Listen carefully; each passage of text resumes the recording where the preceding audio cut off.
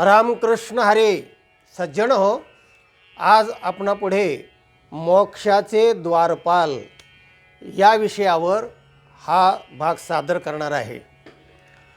आपल्या भारतीय संस्कृतीमध्ये ज्या ज्या गोष्टी सांगितलेल्या आहेत, वेदापासून तर आता संत वाङ्मयापर्यंत, त्यामध्ये चार गोष्टी महत्त्वाच्या आहेत. म्हणजे चार: धर्म, अर्थ, काम आणि मोक्ष. धर्म अर्थ काम मोक्षाणाम यस्यैकोपि न विद्यते अजागलस्तनस्यैव तस्य जन्म निरर्थकम. तर या चार पुरुषार्थापैकी शेवटचा मोक्ष हा पुरुषार्थ आहे. म्हणजे परमार्थ करून मोक्ष, तो मोक्ष शब्द इथे पण आलेला आहे. आणि मोक्ष ही अशी एक स्थिती आहे की लोकांना असं वाटतं धर्मकार्य केलं, पुण्य केलं, काय दान धर्म केला की मोक्ष मिळतो. मोक्ष मिळतो हेच 90-80% लोकांना ते कळलेलंच नाही. मोक्ष म्हणजे नेमकं काय आहे.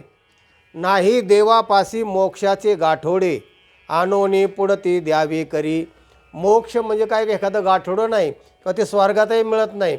मोक्ष म्हणजे एक स्थिती आहे, आपली होणारी स्थिती, अवस्था, आणि ती ज्ञानाने मिळते. आणि त्या ज्ञानाच्या शेवटच्या पराकोटीला जाण्यासाठी निष्काम कर्म, निष्काम उपासना करावी लागते, गुरुकडे जावं लागतं, मग ज्ञान होतं. आणि ज्ञानाद एव तु कैवल्यम. ज्ञानामुळे मोक्ष मिळतो. आणि मोक्ष मिळतो म्हणजे कुठंतरी आहे आणि तो मिळाला असं नाही, तर आपली स्थिती तशी बनते. दुःखमुक्त जीवन, त्यालाच जीवनमुक्त म्हणतात. जिवंत असतानाच दुःखमुक्त होणं म्हणजे मोक्ष. याचा मुळातला धातू असा आहे मुंचती, मोकळे होणे. आणि त्याला त लागला की त्याचं भूतकाळाचं रूपक बनतं. मग म्हणजे मुक्त, मुच धातूला मुक्त म्हणजे मोकळा झालेला. कशातून मोकळा झाला, तर जे दुःख त्याला होतं, त्रिविध ताप होते, पंचक्लेश होते, या सगळ्यातून तो मुक्त झाला. बऱ्याच लोकांना असं वाटतं, परमार्थ करणाऱ्या, साधना करणाऱ्या भाविकांना, की खूप असं इथं चांगले कर्म केले की मग मोक्ष मिळतो स्वर्गामध्ये. तसं काही नाही आहे. मोक्ष याचा अर्थच नीट जाणून घेतलेला नाही लोकांनी. तेव्हा त्याच्यासाठी हा आपण आता व्हिडिओ करतो आहेत. मोक्ष याचा अर्थ दुःखातून मोकळं होणं. आता दुःखातून मोकळं होणं म्हणजे कशाचं दुःख होतं आहे याला? अज्ञानामुळे होणारं दुःख. अज्ञान गेले की दुःख जातं. आणि मुळात तो आनंदरूप आत्मस्वरूपाने मनुष्य असतोच.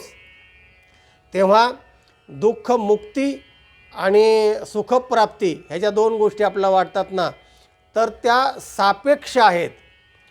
तुकाराम महाराजांच्या भाषेतच सांगायचं म्हणजे बंधनचे नाही ठावे मुक्त कासया म्हणावे. बंधनाचे नाही ठावे. आम्हाला बंधनच माहिती नाही तर मुक्त कशाला म्हणायचं. तेव्हा बंध म्हणजे मोक्षाच्या सापेक्ष गोष्ट आहे आणि बंधाच्या सापेक्ष मोक्ष आहे. मोक्ष ही मुळातली स्थिती आहे. पण आपण जेव्हा जीव होतो, कर्मामध्ये बांधल्या जातो, अज्ञानाचे पुट निर्माण होतात, त्यामुळे दुःख होतं आणि मग आपण त्यातून मुक्त होण्याचा प्रयत्न करतो. मुक्त म्हणजे आनंद स्वरूप आपलं मुळातच आहे. तेव्हा मोक्ष याचा अर्थ मोकळा होणे. मोकळं होणं दोन प्रकारचं आहे. ते म्हणजे जिवंत असतानाच मोकळं होणं, दुःखमुक्त होणं, आणि मेल्यावर मुक्ती. त्याला जीवन नसताना म्हणजे जीवनमुक्त, जीवन असतानाच मुक्त होणं. आणि विदेहमुक्त म्हणजे विदेह, देह नाही, आणि मग मुक्त होणं म्हणजे मेल्यानंतर मोक्ष. संतांना मेल्यानंतर मोक्ष मान्य नाही.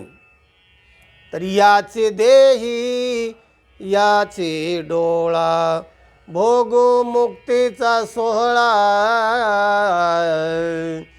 याची देही याची डोळा, याच देहामध्ये आम्ही मोक्ष उपभोगो, आमचं ते स्वरूपच आहे.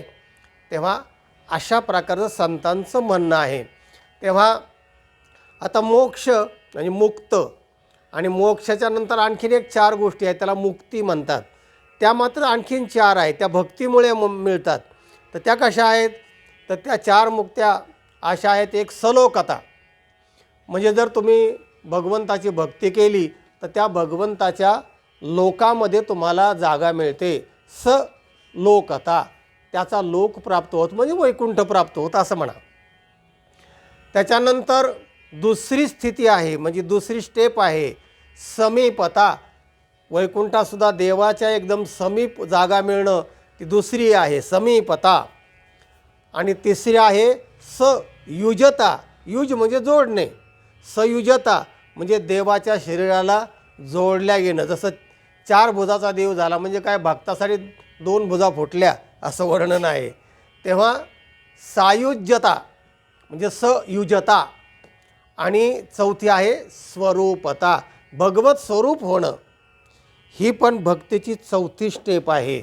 तेव्हा ही भक्तीची शेवटची स्टेप आहे. आणि जो मोक्ष म्हणून आत्ता आपण म्हणत होतो तो ज्ञानाची शेवटची स्थिती आहे, शेवटची स्टेप आहे म्हणजे श्रेणी आहे. अशा प्रकारचे 2 गोष्टी आहेत ना. तर सुभाषितकार त्याच्यावर असं म्हणतात की जर तुम्हाला मोक्ष पाहिजे असेल तर मोक्षाचे द्वारपाल 4 आहेत. ते कोणते आहेत ऐका.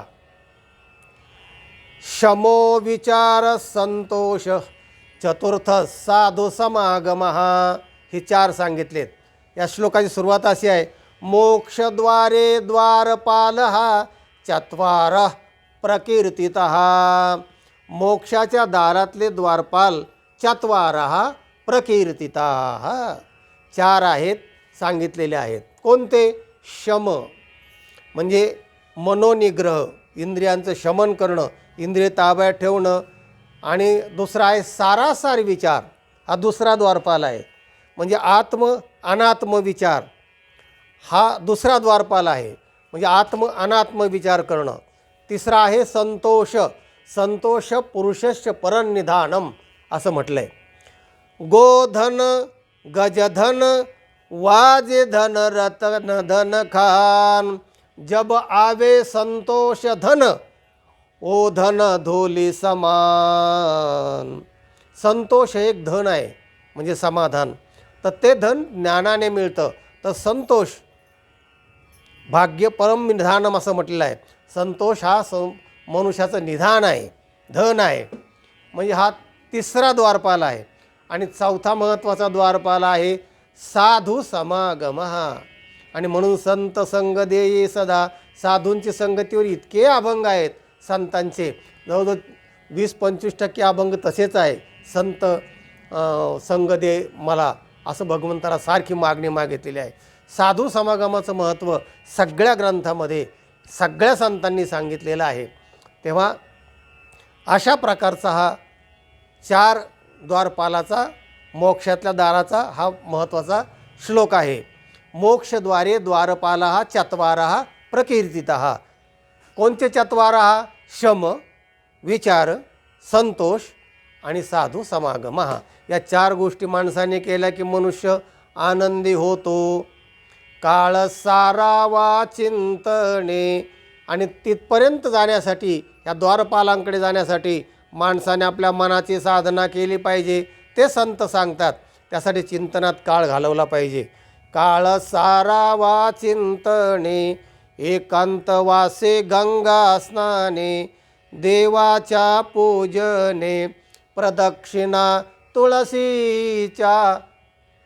याच्यामध्ये सात्विक, ह्याच्यामध्ये काळ घालावा सांगितलं आहे. पुढे सांगतायत युक्त आहार विहार, नियम इंद्रियासी सार. इंद्रियाला नियम पाहिजे. आणि म्हणून पहिला द्वारपाल सांगितलं आहे शम म्हणजे इंद्रिय निग्रह. तर युक्त आहार पाहिजे, विहारयुक्त पाहिजे, नियम इंद्रियासे सार, नसावी बासर म्हणजे लहरीपणा नसावा. आणि बहुभाषण, खूप बडबड करायची हे पण नसावं. असं जर मर्यादित आपले इंद्रिय आणि साधना केली तर मग मात्र आपल्याला जिवंतपणे याची देही याची डोळा मोक्ष मिळाल्याशिवाय म्हणजे आनंद मिळाल्याशिवाय राहणार नाही. हा आहे महत्त्वाचा भाग आहे. तात्पर्य काय की आपण काय करायचं हे ठरवा. आपल्याला देवस्वरूप व्हायचं आहे का मुक्ती शेवटची स्वरूपता पाहिजे का मोक्ष ज्ञानाने मिळणारा मोक्ष आनंद स्वरूप पाहिजे हे ठरवा. मग ते साधनं आहेत ते साधनं करा. आणि सगळ्यात महत्त्वाचं साधन सांगितलेलं आहे संत समागम. ह्या द्वारपालापैकी. तर असा हा व्हिडिओचा तात्पर्य अर्थ आहे. हा व्हिडिओ इतरांना पाठवा, लाईक करा आणि ज्यांनी चॅनलला सबस्क्राईब केलेलं नाही त्यांनी जरूर सबस्क्राईब करा. ऐकत रहा, आनंद घेत रहा, आनंदी रहा. रामकृष्ण हरी.